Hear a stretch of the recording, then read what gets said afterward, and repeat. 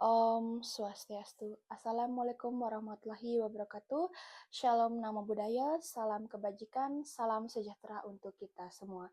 Halo Sobat Universitas Terbuka, perkenalkan nama aku Nikade Aryani Safina Febrianti dari UPBJJ Denpasar dengan NIM 0576928895. Di sini saya akan memenuhi tugas 3 yaitu pidato. Di sini, adakah teman-teman yang merasa ketika mengerjakan tugas, fokus akan mengerjakan sesuatu, tiba-tiba otak kita minta rehat?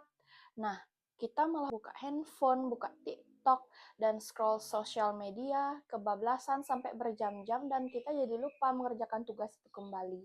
Juga kita kadang-kadang lemot, lelet, dan kemampuan akademis berpikir kita itu menurun.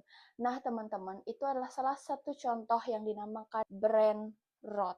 Dengan pidato ini, saya ingin mengajak teman-teman yang lainnya untuk lebih sadar tentang bagaimana kebiasaan scroll dan mengkonsumsi video pendek di sosial media dapat mengetahui cara kita berpikir dan melakukan kegiatan sehari-hari.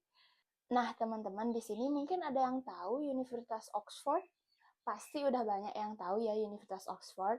Nah, teman-teman tahu, kata-kata brain rot itu disahkan oleh Oxford Word of the Year 2024. Brain rot ini akhirnya meledak di mana-mana dan viral dikarenakan generasi muda akhirnya sadar kita itu terlalu banyak menghabiskan waktu di sosial media.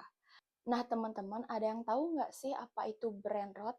Brain rot merupakan penurunan kemampuan berpikir atau kondisi mental akibat terlalu banyak mengkonsumsi video pendek di sosial media, konten tanpa sumber yang jelas, yaitu hoax. Fenomena ini banyak terjadi di kalangan generasi muda atau Gen Z, dikarenakan menurut kita handphone adalah sumber penenang.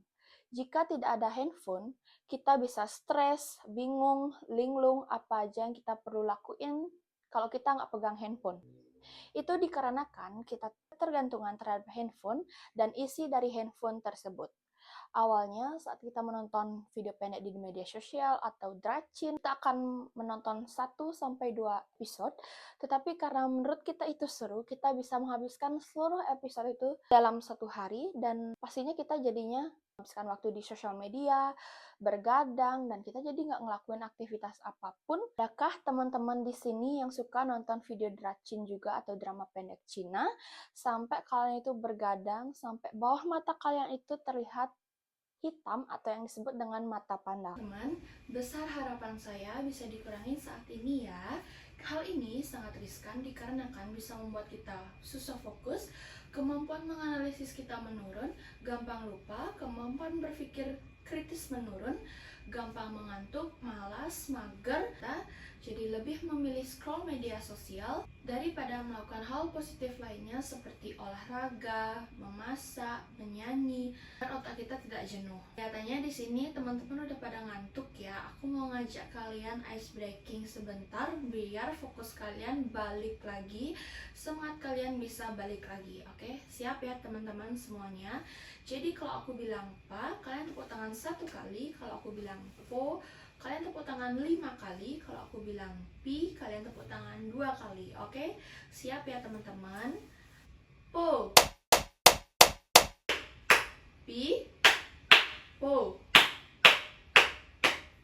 pa. Oke, teman-teman, di sini kelihatannya udah fokusnya udah balik lagi ya teman-teman. Teman-teman, teknologi bukanlah musuh bagi kita, namun ada sisi positifnya jika kita gunakan teknologi secara bijak. Saran saya teman-teman harus bisa mengatur waktu dalam scrolling media sosial atau yang saat ini disebut dengan screen time. Screen time ini sangat membantu agar kita tidak kebablasan menonton video pendek, dan jika sudah selesai scrolling media sosial, kita bisa melakukan kegiatan hal positif lainnya. Teman-teman di sini pasti kebanyakan Gen Z atau generasi muda ya. Nah teman-teman, kalian bangga dong jadi Gen Z, aku juga bangga. Generasi muda atau Gen Z saat ini adalah orang-orang yang kreatif dan cerdas, memiliki ide-ide yang unik. Marilah kita sama-sama menggunakan teknologi dengan bijak dan layak agar kita tidak disebut sebagai generasi yang terjebak di dunia brain rot. Dari kita sama-sama buktikan bahwa kita mampu mengendalikan teknologi dan memanfaatkannya sebagai hal yang positif dan bermakna.